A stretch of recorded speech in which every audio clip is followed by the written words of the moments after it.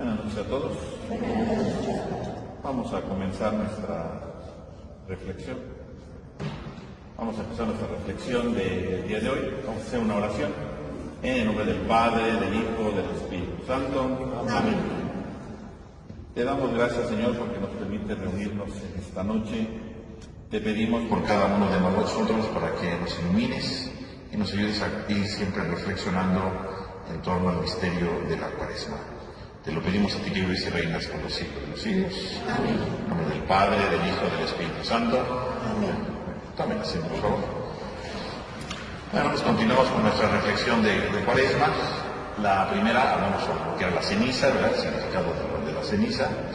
La vez pasada, la semana pasada, estábamos hablando sobre el ayuno, ¿verdad? Que es esta práctica, todo el significado profundo que tiene, ¿verdad? La luz de la antropología, del Antiguo Testamento, de la visión de Jesús, ¿no? Y su práctica en la Iglesia.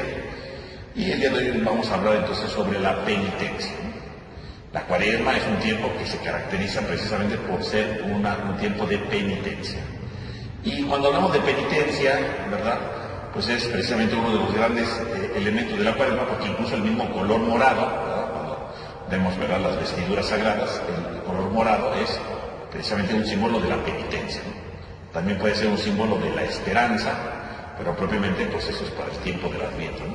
Pero el morado en Cuaresma representa la penitencia, ¿no? Entonces, ¿qué entendemos nosotros por penitencia, ¿no?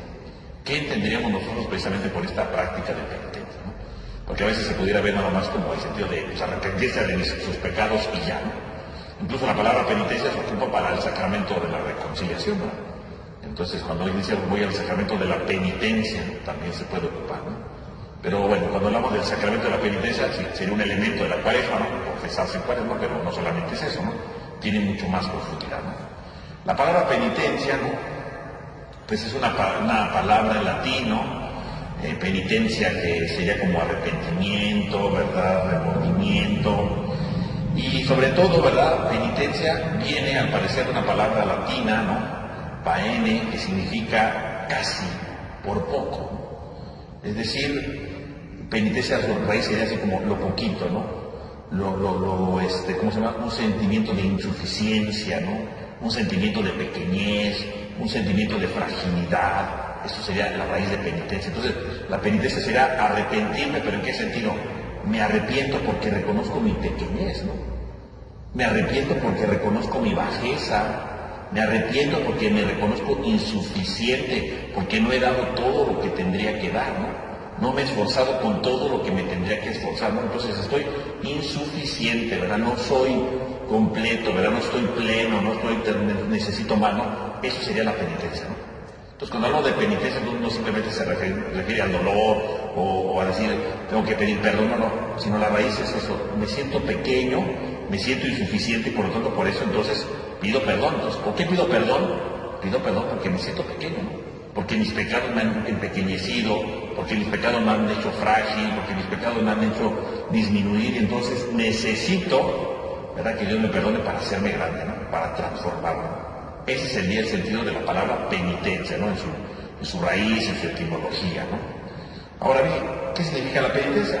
Bueno, pues el documento, ¿verdad?, que hablamos incluso la semana pasada, cuando hablamos del ayuno, ¿no?, de convertidos, ¿verdad?, del Papa Pablo VI, él habla aquí, ¿verdad?, de manera, ¿verdad?, no concreta diciendo es esto, sino poco a poco va desarrollando al inicio del documento diferentes elementos de qué podemos considerar penitencia, ¿no? ¿Cómo considerar la penitencia? Entonces, por ejemplo, él dice, ¿no?, cuando hablamos de penitencia, ¿no?, ¿qué significa? Hacer penitencia significa un acto interior de reprobación y de reprobar el pecado y de alejarme de él. Entonces, ¿qué es la penitencia? Dice este documento del Papa Pablo VI, dice, la penitencia es que yo repruebe mi pecado, o sea, que reaccione, ¿verdad?, que reconozca mi pecado y reconociendo mi pecado yo lo rechace. Eso es la penitencia, ¿no? Entonces, la penitencia empieza cuando yo digo, este es un pecado que cometí y yo lo rechazo, ¿no? Este es un pecado que yo cometí y lo repruebo, ¿no? Está mal, no debo de tenerlo, ¿no? Y trato de alejarme de él. Eso es la penitencia, ¿no? Primero. Luego, más adelante, dice el Papa Pablo VI, ¿no?, dice, la penitencia, dice, es una exigencia de la vida interior, ¿no? y es un objeto que Dios nos ha revelado, que Dios nos ha dado a conocer, porque nos ayuda en Cristo a tener una dimensión nueva de las cosas. Es decir, la penitencia entonces es efectivamente reconocer el pecado, pero sobre todo es algo necesario en nuestra vida espiritual, ¿no? La vida espiritual que nos lleva a encontrarnos con Dios, la vida espiritual que nos lleva a reconciliarnos con Dios, la vida espiritual que nos ayuda a buscar a Dios, nos tiene que llevar también a reconocer que tenemos que tener esta actitud de descubrir que el pecado está mal. Es algo necesario en nuestra vida espiritual. No puede haber vida espiritual si no hay penitencia. Entonces nadie puede decir, tengo una gran vida espiritual, pero no tengo arrepentimiento, no. Es parte de la vida espiritual, ¿no? También dice el Papa Pablo VI, la verdadera penitencia, dice, no puede prescindir de la ascesis, que incluya una mortificación en el cuerpo. Por lo tanto, el Papa dice, si la penitencia implica entonces una mortificación en el cuerpo. Por eso entonces, un elemento de la penitencia es el ayuno, ¿no? El ayuno es una mortificación del cuerpo. No se refiere a que me esté hablando de latigazos, ni nada. Antiguamente sí era así, ¿no? Pero hoy día ya no se dice esto, ¿no? Y entonces, obviamente, la penitencia se va del lado de la ascesis. ¿Una ascesis cuál es? El ayuno. El ayuno es una ascesis. Pues la penitencia va acompañado de eso, ¿no? Que obviamente me privo de algo para aprenderme a dominar, lo que decíamos la semana pasada, ¿no? Entonces, la penitencia, dice el Papa Pablo VI, va ligado a una práctica de ascesis, ¿no?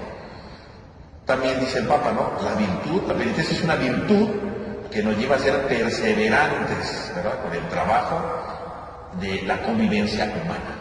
Es decir, el que hace penitencia, entonces decimos hace ascesis, ¿verdad? Al ayuno, algo corporal, ¿verdad? Que le ayuda a renunciar a algo. Pero también la penitencia me tiene que hacer a llevarme mejor con los hermanos. Eso es la penitencia. O sea, la penitencia, entonces dice el Papa Pablo VI, no es algo solamente que yo me repliego en mí mismo, no solamente soy yo, sino la penitencia me tiene que llevar a encontrarme con los hermanos, a encontrarme con los demás.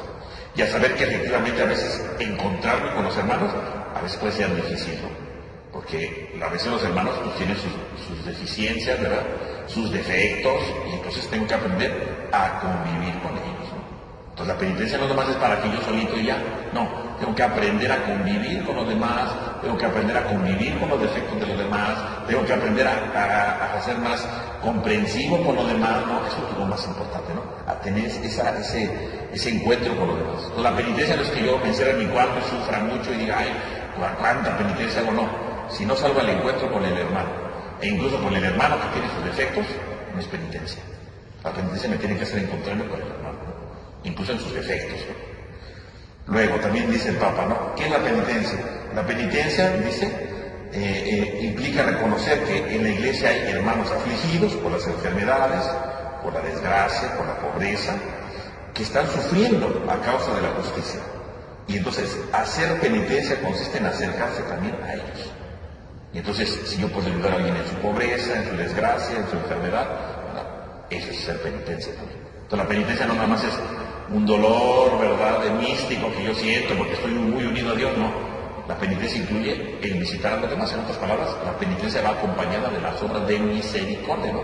Porque el enfermo, el débil, el pobre, el desgraciado, ¿verdad?, en el fondo, ¿qué es? Alguien que necesita mi cercanía. Entonces, la penitencia va acompañada de la misericordia. No es que yo solito, no. Decimos, me hace encontrarme con el otro, con sus defectos, incluso me hace ayudar al otro, ¿no? ¿Por qué? Porque estoy en salida para ayudar al otro. Entonces, la penitencia tiene que ayudarme a hacer misericordia. El que es penitente, no el que va haciendo un acto de penitencia en su vida, el que va reconociendo sus pecados, el que se está esforzando por vencer sus pecados, al mismo tiempo que se esfuerza por vencer sus pecados, sale al encuentro con el necesitado. Eso es penitencia, ¿no? Entonces alguien que diga, no, es que yo me fui a vivir a la soledad para hacer mucha penitencia y cambiar mi vida. No, es que no se cambia la vida si no salgo al encuentro del hermano, ¿no? Porque curiosamente cuando yo reconozco mis pecados, los pecados están en función, en general, ¿no? Están en función de los demás, ¿no? La mayoría de nuestros pecados están en función de otros. Algunos son en contra nuestra también, ¿no? Pero la mayoría de nuestros pecados son en función de los demás. Entonces, alguien que hace penitencia no es que se tenga que replegar, esconder para que nadie lo vea y hacer un montón de ejercicios ahí en la oscuridad de su cuarto, ¿verdad? Y diga, es que sí me estoy encontrando con Dios. No, tiene que hacer misericordia con los demás. Porque si el pecado es un daño a los demás, entonces el que hace penitencia, que quiere alejarse del pecado, tiene que hacerle el bien a los demás. Nadie se puede alejar del pecado si no hace obras de misericordia a los demás. Nadie. De hecho, ¿verdad? Cuando uno se confiesa, generalmente pues, la penitencia se puede hacer una oración para encontrarme con Dios, pero a veces dicen, usted tiene que hacer esto, ¿verdad? Tiene que tratar mejor a esta persona, tiene que ser más paciente con tiene que ayudar a aquel, ¿no? O sea, porque la penitencia, ¿verdad? Cuando termina la confesión, va en función también de alguna actitud que tengo que cambiar con los demás, ¿no? Y entonces el que está haciendo penitencia, y tiene que ver con los demás, ¿no? Lo decíamos la semana pasada con el ayuno, ¿no? El ayuno que yo quiero, decía el profeta Isaías, no es que vayas con el pobre, con la viuda, ¿verdad? Y los ayudes, sino que la penitencia no es para que yo solito me tenga guardada, ¿no? Sino está en función de la misericordia con los demás, ¿no?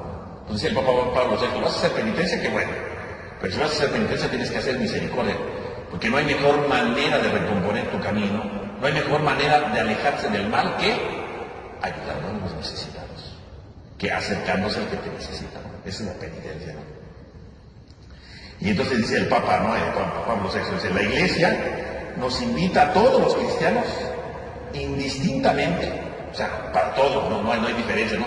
A los padres más, a los menos, no, todos, indistintamente, ¿no? A responder al precepto divino de la penitencia como un acto voluntario, además de las renuncias impuestas con el peso de la vida diaria. O sea, la penitencia no es algo obligatorio, es algo voluntario. El que requiere reconocer su pecado y alejarse, no es porque me dijeron y es porque no me queda de otra, ¿verdad? Me están extorsionando para que cambie de vida, no.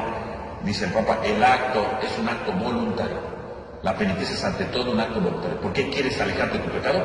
Porque tú dices esto no está bien y yo voluntariamente me quiero alejar de esa actitud. Yo voluntariamente quiero dejar este pecado.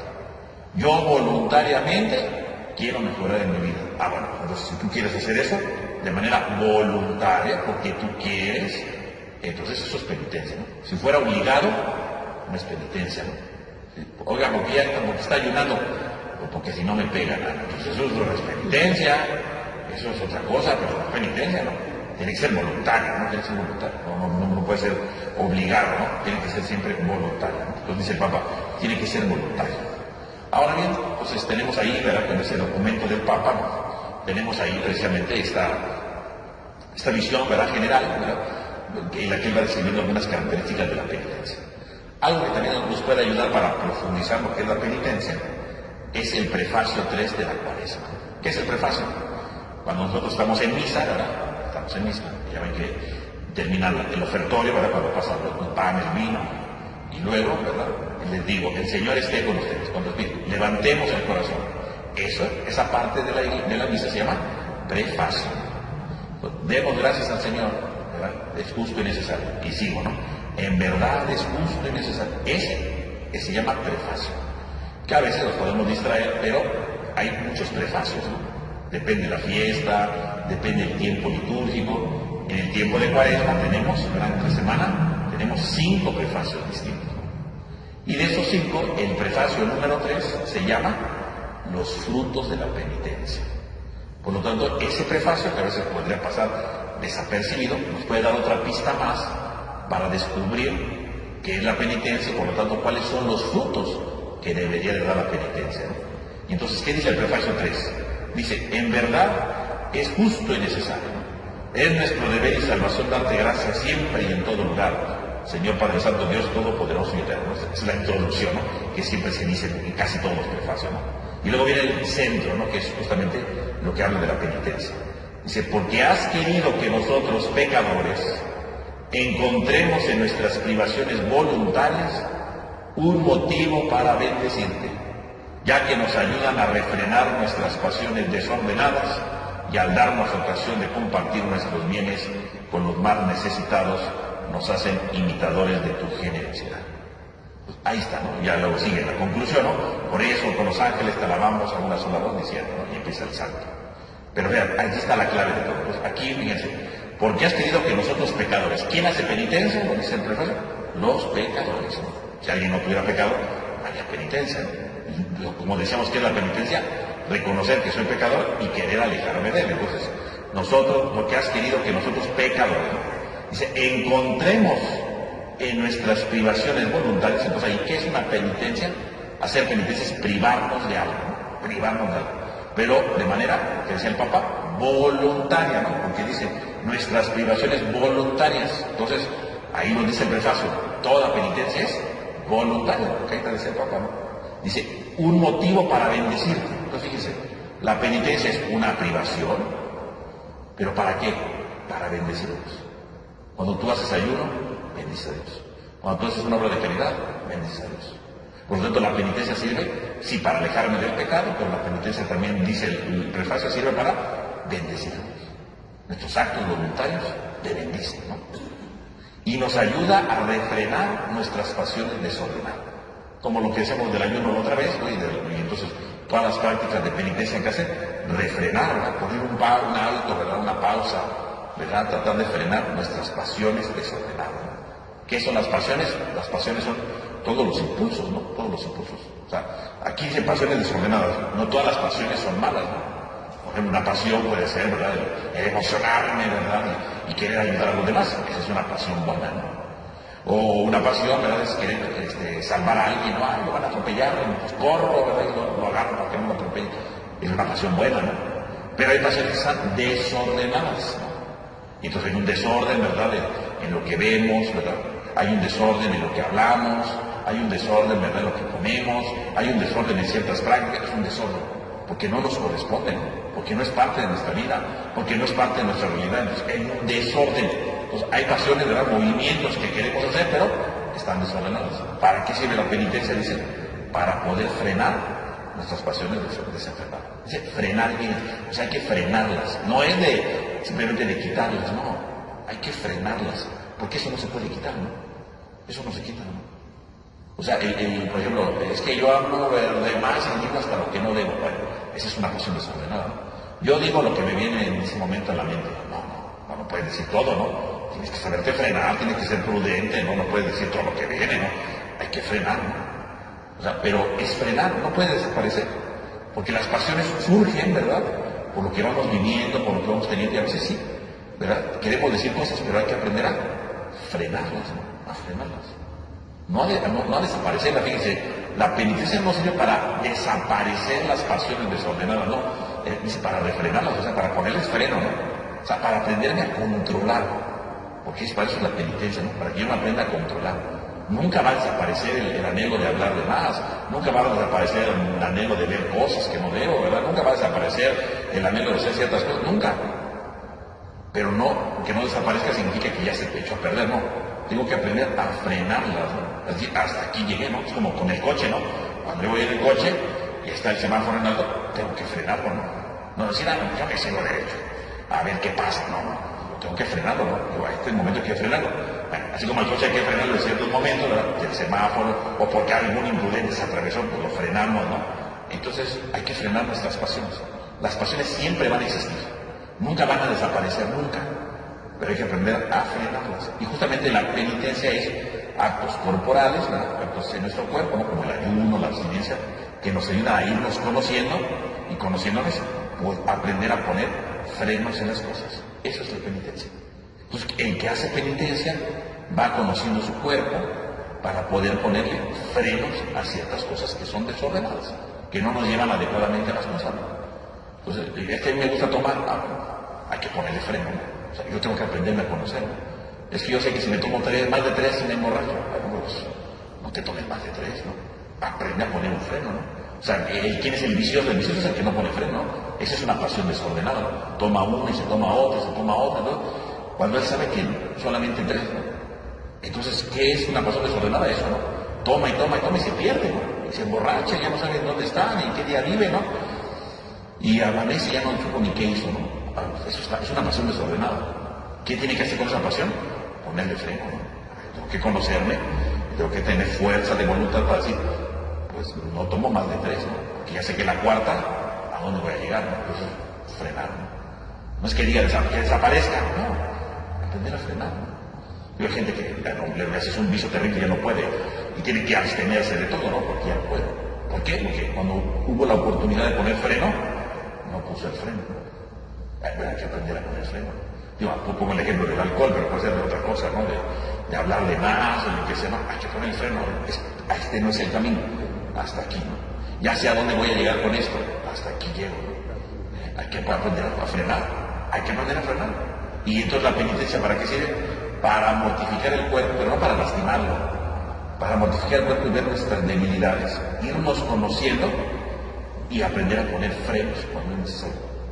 Pero eso se hace pues, con el traspaso del tiempo y ejercitándose, ¿verdad? No se hace de un día para otro, no se hace de un día para otro, es todo un proceso lento y gradual, ¿no? Entonces fíjense, ya va diciendo varias cosas. Es algo voluntario, sirve para bendecir, para refrenar o frenar, ¿verdad?, nuestras pasiones desordenadas.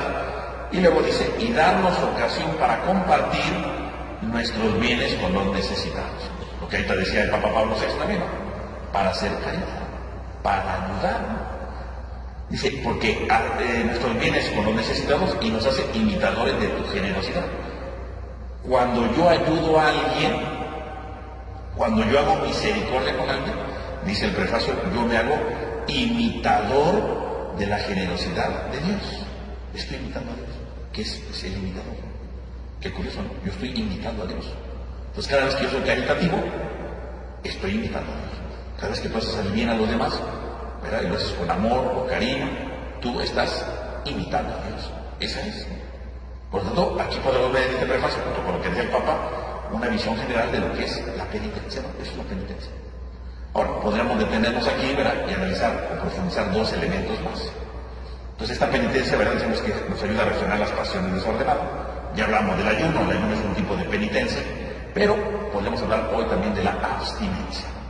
¿Qué es la abstinencia? Porque la vez pasada nada más hablamos del ayuno, falta hablar de la abstinencia. La abstinencia es otra práctica de penitencia, ¿no?, que nos ayuda a conocernos. Y por otro lado, la limosna, ¿verdad?, porque dice nuestros bienes con los más necesitados, a compartirlos, ¿no? Y entonces aquí viene la práctica de la limosna, ¿no?, que es lo que dice Jesús en el Evangelio, ¿no? En miércoles de ceniza, habla de tres prácticas, ¿no? Habla del ayuno, dice, no ayunes, no pongas cara maltratada, ¿verdad?, como los hipócritas, no, báñate, porque bien, ¿no?, que ni se entere que ayuna, ¿no? Cuando hagas oración, no lo hagas en la pública, o en público, ¿verdad?, hazlo en secreto, en tu cuarto, ¿no? Y tu Padre que ve lo secreto te recompensará. Pues, otra obra de Cuaresma es la oración. Y finalmente, otra obra, ¿verdad?, de la Cuaresma es la limosna, ¿no? Cuando tú des algo, que no sepa tu mano izquierda lo que hace la derecha. Y tu Padre que ve lo secreto te recompensará. Fíjense cómo entonces está la actitud, ¿verdad?, de dar limosna. Y dar limosna es otro acto de penitencia. Entonces podemos reflexionar, ¿verdad?, para profundizar estas dos cosas, la abstinencia y la limosna. ¿Qué es la abstinencia? Bueno, la abstinencia, ¿verdad?, dice el Código de Derecho Canónico, ¿verdad? ¿Qué es el Código de Derecho Canónico? Bueno, pues sería como las leyes, pues son las leyes de la Iglesia, ¿no? Así como aquí en México tenemos la Constitución, ¿verdad?, que son todas las leyes de México, ¿verdad?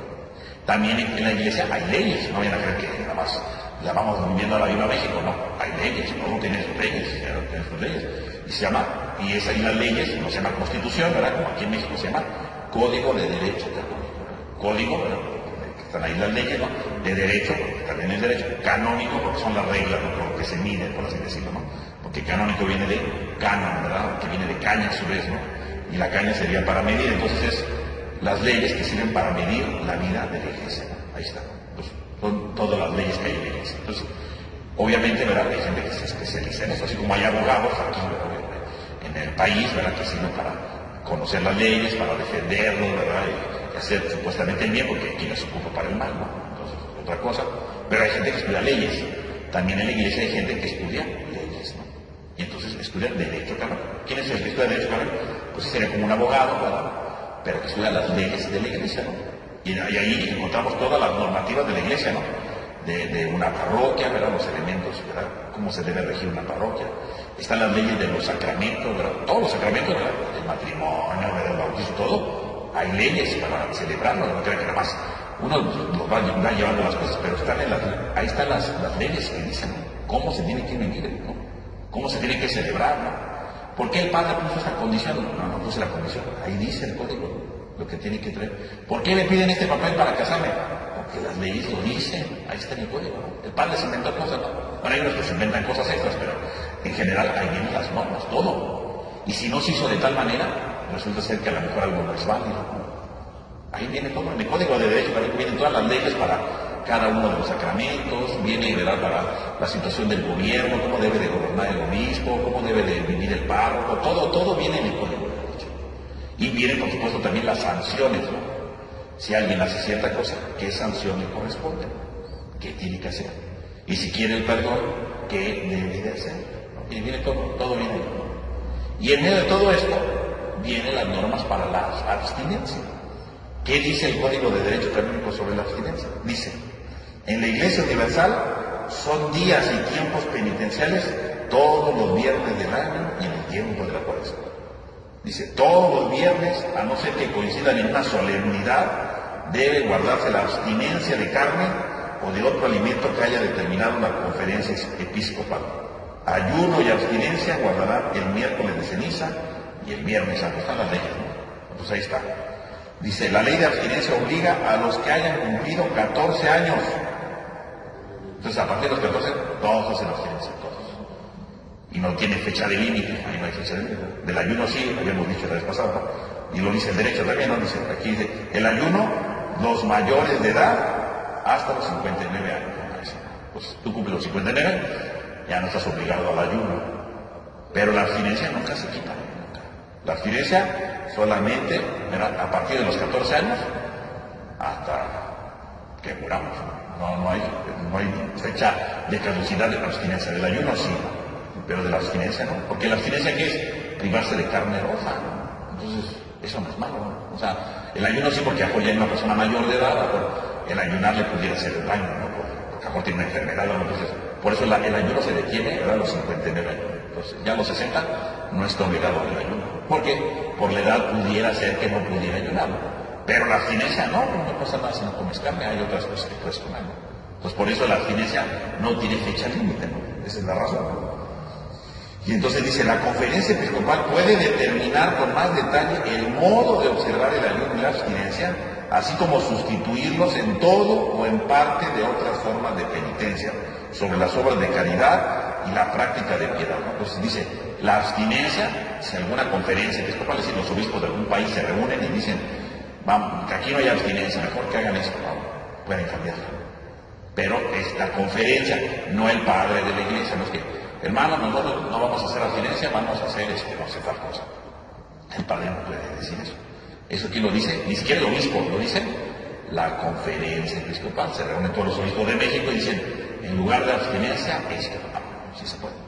Por algo que llama la atención del derecho es que dice que cuando es el día de abstinencia, todos los viernes del año. No, nada parece que es los viernes del año. El Código de Derecho Canónico dice todos los viernes del año. Sin embargo, en México, fíjense, en México, la conferencia episcopal, es decir, los obispos de México se reunieron y entonces ellos dan una norma complementaria y dice, la norma complementaria, dice, la conferencia del episcopado mexicano, consciente de la situación de pobreza que hay en muchos sectores de los fieles y dado que nuestra cultura admite otros signos más adecuados de penitencia, dispone suplir la abstinencia tradicional de carne, en la excepción del miércoles de ceniza y del viernes santo, ¿no? Y de Cuaresma, por una abstinencia de algún alimento que sea de su agrado, por materia o por modo de confección, por especial obra de caridad, por especial obra de piedad o por algún acto de sacrificio voluntario. Entonces, la abstinencia en México es obligatoria el miércoles de ceniza, el viernes santo y los viernes de Cuaresma. O sea, ¿qué es la abstinencia? No comer carne roja, eso es.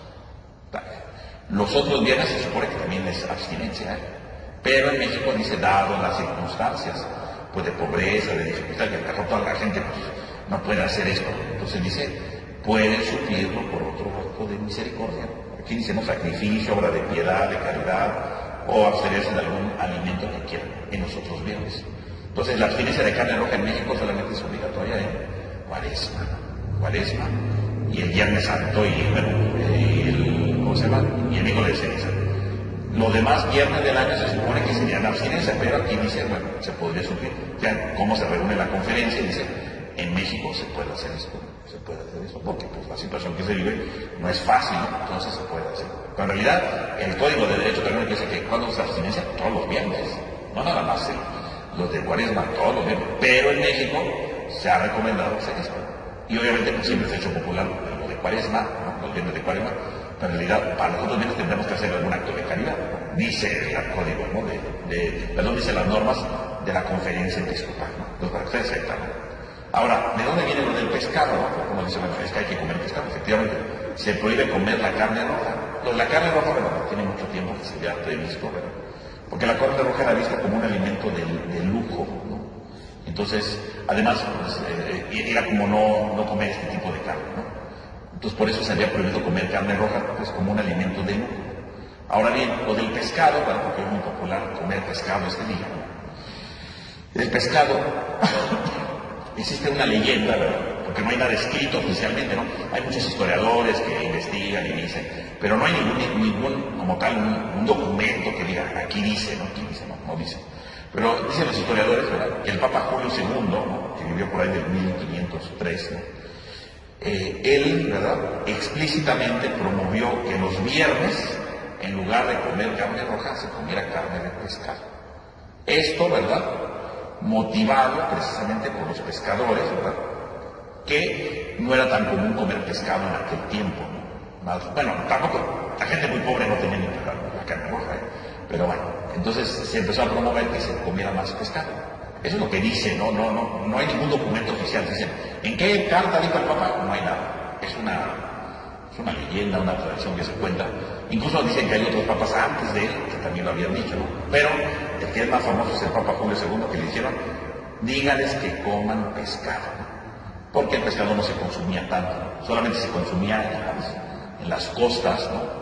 Pero, pues obviamente, pues, para que hubiera más producción, más trabajo, se supone que el Papa Julio II les dijo, hey, mejor coman carne de pescado los viernes en lugar de la carne roja. Entonces se supone que él la suplió, y de ahí viene la tradición, pero es una leyenda. Si dicen, padre, denos bibliografía, no tengo, no hay. Bueno, hay libros de historia que siempre están en inglés, ¿no?, donde hablan de esto, pero en realidad, un documento del Papa no existe, ¿no? Que digan, el Papa dice, digo esto, no existe, solamente está la leyenda que se le atribuye a él, que supone que los comerciantes del pescado le propusieron esto, ¿verdad?, y lo convencieron, y él dijo, comamos pescado, y de ahí viene, se supone que la idea de que hay que comer pescado justamente los viernes de Cuaresma, ¿no? Esa es la cosa que se tiene, ¿no? Y de ahí vendría esto, pero ciertamente es una tradición que se está haciendo poco a poco y de manera gradual en la iglesia, ¿no? Es decir, si no puedes comer carne roja, bueno, pues come carne de pescado. Pero ciertamente en la antigüedad también no crean que haya tanta carne roja como hoy, ¿no? Hoy sí vamos al súper y hay carne roja por todos lados, ¿no? Pero en la antigüedad pues no, era muy difícil, ¿no? Porque hoy día en realidad es por todas las cosas, ¿verdad?, de alimentación que hacen, ¿verdad?, y de fertilizantes que existen hoy día, ¿no?, que puede haber mucho ganado y por lo tanto puede haber mucha carne. En la antigüedad no había tanto ganado, ¿no? No todos podían comer carne, ¿no? Entonces, no es que todo el mundo se privaba de la carne roja, había quien ni la comía o la comía una vez al año, ¿no? Entonces es difícil, ¿no? Pero bueno, entonces obviamente hoy ha crecido mucho la producción de carne roja, ¿no?, por el momento, ¿no? Entonces obviamente pues dice la iglesia, no te la comas, ¿no? Claro, uno puede decir, ¿la puedo sustituir por un acto de caridad? Pues se puede sustituir, lo dice la conferencia, ¿verdad?, lo dice el derecho canónico, pero pues es una manera precisamente de descubrir, ¿verdad? Porque si alguien dice, pues no me comí la carne roja, pues ya, pues nada más se queda como una mera práctica superficial, puede decir, a ver, no me comí la carne roja, ¿qué significa eso? Pues que debo de hacer caridad, ¿no? Y además no me como la carne roja, entonces se supone que es una actitud, ¿verdad?, interna de reconocer, ¿verdad?, hoy no me comí la carne roja, ¿no?, o no me comí algo que yo quería, que me gusta, es para conocer, decimos, mi cuerpo, ¿no? Y conociéndolo puedo aprender a frenar, decía el prefacio, las pasiones desordenadas. Ese sería el objetivo. Pero hay gente que ni se da cuenta de nada, porque se echó unos camarones y ni en cuenta, ¿verdad? Y entonces no sirve de nada la abstinencia, ¿no? La abstinencia tendría que llevarme a reflexionar, ¿por qué dejé de comer esto y estoy comiendo esto, ¿no? Y decir, ¿cómo va mi cuerpo, ¿no? ¿Cómo va mi vida? ¿Cómo van mis pensamientos? ¿Cómo va mi actitud, no? Esa sería como la idea, ¿no? Lo que interesa, ¿no? Pero bueno, a algunas personas ni se dan cuenta de eso. Pero eso sería en general el tema de la abstinencia, ¿no? Y por otro lado tenemos la limosna, ¿no? La limosna, que como decíamos en el Evangelio de San Mateo, ¿no?, en el miércoles de ceniza, dice que no sepa tu mano derecha lo que hace la izquierda, ¿no? La limosna. Y la limosna, pues, es un acto de penitencia, ¿no? Y entonces penitencia no porque dando algo me duele, me queda una moneda de 10 pesos, no, eso no es la limosna, ¿no? ¿Qué es la limosna? Fíjense, la palabra limosna en griego, ¿verdad?, se dice elemon, y de ahí viene luego el latín, elemosine, y de ahí viene limosna. ¿Y qué es el lemon? Misericordia. O sea, la limosna no es dar lo que me sobra, ¿no? Que hoy lo entendemos como eso. Una limosna, no, pues lo que me sobra, me encontré 2 pesos, ahora le llevan 2 pesos, ¿no? Y ya, di una limosna. Pero hoy limosna es como igual a dar lo que me sobra, ¿no? Y no es, porque la palabra limosna en su raíz original, ¿no? El lemon es misericordia. Cuando ustedes ven en la Biblia, en el Nuevo Testamento, misericordia, está traduciendo la palabra lemon, y de ahí viene la palabra limosna. Entonces, ¿qué es una limosna? Limosna es hacer un acto de misericordia, ¿no? Darle a alguien con amor las cosas. Eso es limosna. Es el sentido original que se ha perdido, ¿no? Porque hoy limosna es nada más dar una moneda, dar lo que me sobra, sobrar el cambio, ¿no? Hay una limosna, a ver, bendito, no encuentro moneda, ¿no? Y están ahí rascando, no encuentro nada, Dios mío. No me hagas dar este billete. Que es lo que sobra, bueno, eso no es. Limosna es un acto de misericordia con cariño, con amor, ¿no? O sea, que lo que yo dé, si es una moneda, no, la doy con cariño. No es que se la doy para que no esté molestando, ¿no? O la doy para que no diga, ¿no? O la doy porque me sobra, ¿no? No, lo doy con cariño, ¿no? O sea, si es una moneda, es una moneda. Pero lo hago con cariño, esa es limosna, ¿no? La limosna es, entonces, dar algo, pero con misericordia, ¿no? Dar algo con bondad, dar algo con generosidad, con gusto, ¿no? Eso es limosna, ¿no? Es un acto de amor, ¿no? Finalmente, ¿no? Entonces la limosna es esta capacidad que debemos de dar para entregarnos a los demás con cariño, con misericordia. Entonces la raíz de limosna es misericordia. Cuando tú das limosna, ¿qué estás dando? Misericordia. Si estoy dando lo que me sobra, pues no le llames limosna, es otra cosa, no, pero limosna, porque misericordia es un acto de misericordia, ¿no? Hablando de la etimología, ¿no? El Papa Benedicto XVI habla sobre la limosna, ¿no? Y dice, la limosna nos ayuda a vencer esta constante tentación, educándonos a socorrer al prójimo en sus necesidades y a compartir con los demás lo que poseemos por bondad divina. Las colectas especiales a favor de los pobres que se llegan a realizar en Cuaresma se realizan en varias partes del mundo y tienen esta finalidad: purificar interiormente como un gesto eclesial que se hacía desde la iglesia primitiva. Entonces, ¿qué dice el Papa Benedicto que es la limosna? Dice socorrer al prójimo. ¿Para qué? Para purificarnos, para no caer en el materialismo, ¿no? Para no caer en las cosas superficiales. Entonces el Papa dice, cuando uno da limosna, como decíamos, no es lo que me sobra, es un acto de misericordia. Y dando por misericordia, dice, te estás purificando, porque estás dando algo de ti, no lo que te sobra, ¿no? Estás dando algo de ti. Pues yo tengo esto, me servía a mí, pero se lo voy a dar para que también mejor lo utilice. Y se lo doy con cariño, eso es limosna, ¿no? Y entonces me purifico, ¿verdad? Porque me doy cuenta que sí, es algo que yo puedo usar, pero que esa persona lo va a usar mejor que yo. No lo va a usar más que yo. Lo va a disfrutar más que yo. Sí, a lo mejor yo lo hubiera disfrutado, pero a lo mejor me hubiera estado en una tontería. Él lo va a hacer en algo que sí vale la pena. Eso es misericordia. Eso es, es limosna, ¿no? Eso es darse totalmente, ¿no? Y dice el Papa, cuando hablamos de limosna evangélica, dice, no tenemos que verla como simple filantropía. No, o sea, no es ayudar por ayudar, no, ay, soy muy buena gente, voy a ayudar. No. Dice, la limosna evangélica no es filantropía, es más bien una expresión concreta de la caridad, la virtud teologal que exige la conversión interior al amor de Dios y de los hermanos a la imitación de Jesucristo, que muriendo en la cruz se entregó a sí mismo por nosotros. Entonces dice, cuando tú das limosna, no es solamente porque quieres hacer el bien, no. Es una expresión concreta de caridad que exige la conversión interior al amor de Dios y de los hermanos. O sea, dar limosna, ¿qué significa? Una actitud de amor a los demás, ¿no? De entrega a los demás, ¿no? Por amor, ¿no? Porque me estoy convirtiendo al amor de Dios y de los demás, ¿no? Imitando a Cristo, que muriendo en la cruz se entregó a sí mismo por nosotros. O sea, cuando tú das limosna, estás imitando a Cristo, ¿no? Decía el prefacio hace rato, ¿no? Decía el prefacio, compartimos nuestros bienes con los necesitados y nos hace imitadores de tu generosidad. Y aquí dice el Papa Benedicto algo más fuerte, ¿no? Cuando tú das algo, imitas a Cristo en la cruz. Porque Cristo en la cruz, murió en la cruz, no porque no le quedó de otra, porque lo obligaron, ¿verdad? Porque no tenía nada que decir, pues me voy a morir. No, o sea, se murió en la cruz por amor, ¿no? Por generosidad, por misericordia. Entonces, cuando yo doy algo, una limosna con misericordia, estoy imitando a Cristo, que murió en la cruz por los demás. Que así como se dio totalmente por nosotros, yo estoy dando totalmente esto que tengo por esa persona que lo necesita, ¿no? Y es un acto de amor profundo, ¿no? Estoy imitando a Cristo, ¿no? Entonces, el que anda buscando a quién le sobra, pues no está imitando a Cristo, ¿verdad? No sé a quién está imitando, pero a Cristo, ¿eh? Pero, entonces, dice el Papa, tú cada vez que imitas, cada vez que das limosna, estás imitando a Cristo en la cruz, ¿no? Es una cosa muy bella, ¿no? Porque es la espiritualidad de esto, ¿no?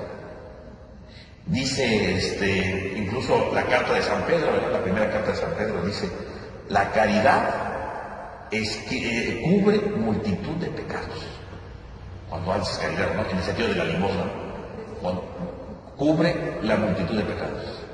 Es decir, lo que está diciendo la carta de Padre es cuando tú haces caridad por los demás, se cubren tus pecados, ¿no? Estás pagando, por así decirlo, entre comillas, tu cuota de pecados, ¿no? Dice un santo en el siglo III, ¿sí? En el siglo III, San Cipriano de Cártago, San Cipriano dice, él tiene una obra sobre la limosna, él escribió una obra sobre la limosna, se dice, sobre las obras de caridad y la limosna. Y él dice, todos los pecados se perdonan gracias a las limosnas y a la fe.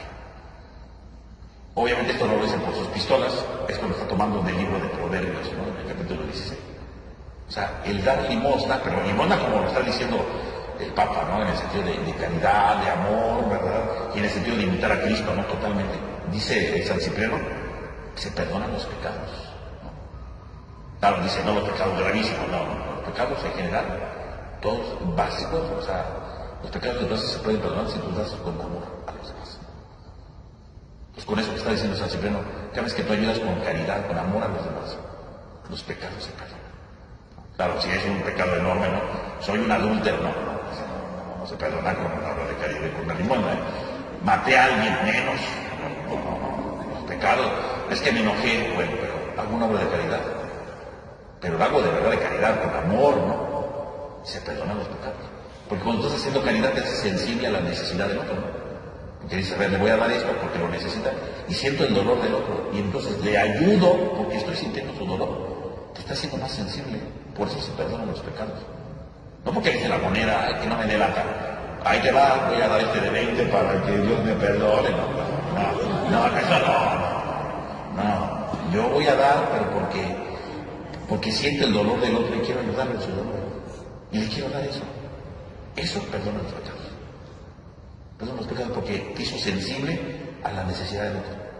Y efectivamente, ¿qué son nuestros pecados? Una insensibilidad al dolor del otro. ¿Por qué te peleaste con fulano? Porque fuiste insensible, ¿no? ¿Por qué le dijiste tal cosa? Porque ese momento te ganó el coraje y fuiste insensible. En cambio, la caridad que hace, volverte sensible. Y eso perdona tu pecado. Dice San Cipriano, inspirado en el libro de Proverbios. Entonces, la limosna borra los pecados. No los gravísimos, ¿no? Porque si leemos la obra, más adelante dice, este y este no. Sí, para que no se vaya con la finta, ¿no? Entonces, y luego dice San Cipriano al final, ¿no? Dice, es la limosna que se da a Dios. Y dice, esta limosna que se da a Dios y que todo lo hace, merece gracias a Dios. Porque Cristo llama a las obras de misericordia dones que se hacen a Dios. O sea, cada vez que tú haces una obra de misericordia por alguien, se perdonan los pecados, pero dice San Cipriano, se le estás haciendo a Dios. ¿No? Es finalmente lo que dice luego el Evangelio de San Mateo, ¿no? Cuando lo hicieron con uno de los más pequeños, conmigo lo hicieron. Efectivamente, cada vez que tú haces una limosna, se la estás dando a Cristo, se la estás entregando al Señor, ¿no? Esa es la clave de todo. Por lo tanto, la limosna nos ayuda entonces a purificarnos, ¿verdad?, de nuestra avaricia, nos ayuda a hacernos más sensibles a la necesidad del otro y incluso puede perdonar los pecados. Fíjense cómo entonces tenemos aquí esta idea general, ¿no? Bien, entonces con esto podríamos ver entonces que la penitencia, entonces alejarnos del pecado, y dentro de la penitencia entonces hay obras que nos ayudan, ¿verdad?, a conocernos mejor, a sensibilizarnos más, como la limosna, como la abstinencia, y por supuesto la ayuda, que nos ayuda a cambiar y a transformar nuestra vida para encontrarnos con Él.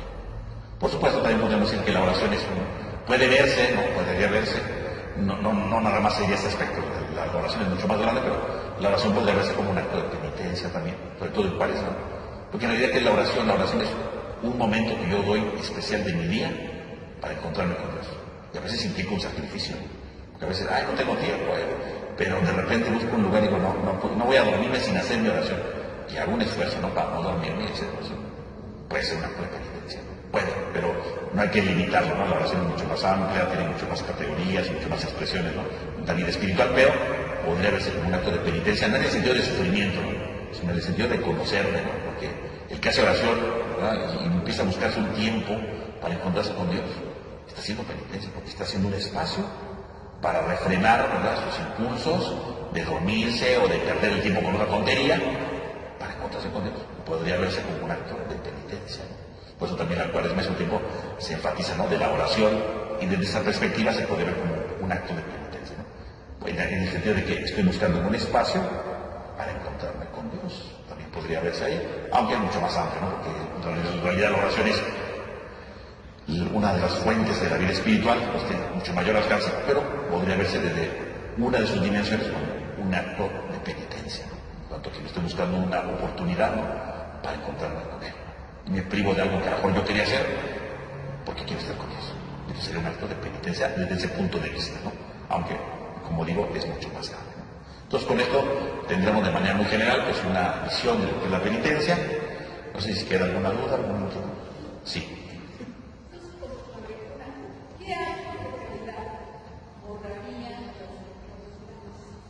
No, tiene que confesarse.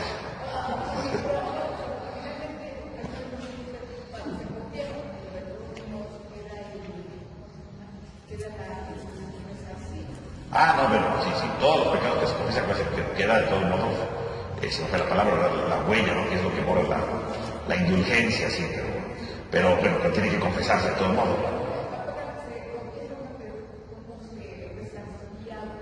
Con la indulgencia, nada más, con la indulgencia. Como ahorita que estamos en el jubileo y se da la indulgencia, entonces uno va a la catedral, cumpliendo todos los requisitos que se dicen, y entonces se borra eso. Pero solo con la indulgencia, ahí no hay obra de caridad, tiene que ser con la indulgencia. Sí.